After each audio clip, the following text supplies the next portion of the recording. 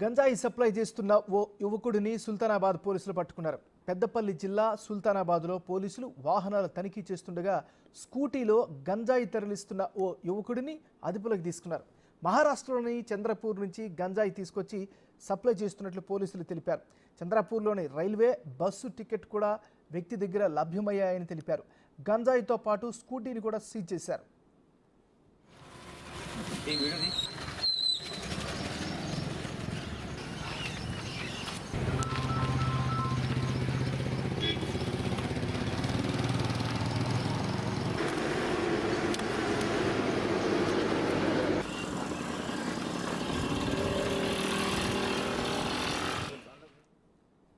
దాదాపు 4 కిలోల గంజాయిని ఎస్ఓటీ పోలీసులు పట్టుకున్నారు.